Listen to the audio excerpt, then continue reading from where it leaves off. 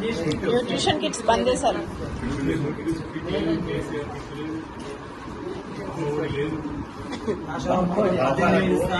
చాలా బాటం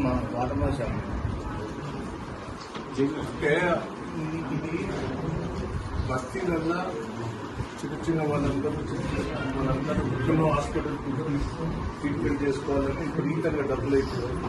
ఆ రోజు కేసీఆర్ గారు ఆలోచన చేసి బస్తీ డాక్టర్లను పెట్టి ఇప్పుడు మీ అందరికీ ఉన్నారు.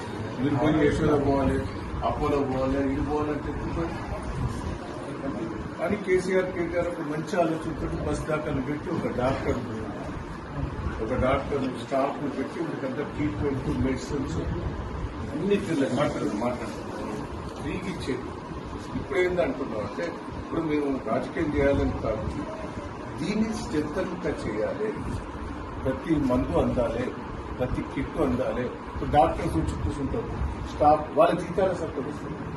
అంగన్వాడీ కానీ కోయిలాలకు కానీ కేసీఆర్ గారు బాగా మనం ప్రోత్సహించారు, వాళ్ళ జీతాలు పెంచిండు, అన్ని చేశారు. ఇప్పుడు ఆ పోయినాల ఉన్నదా అని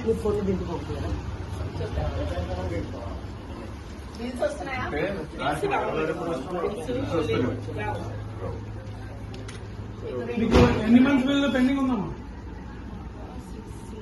6 months నుంచి పెండింగ్ ఉంది. 6 నెలల నుంచి వాళ్ళు డేట్ వరకు ఇబ్బంది పడతారు. మళ్ళీ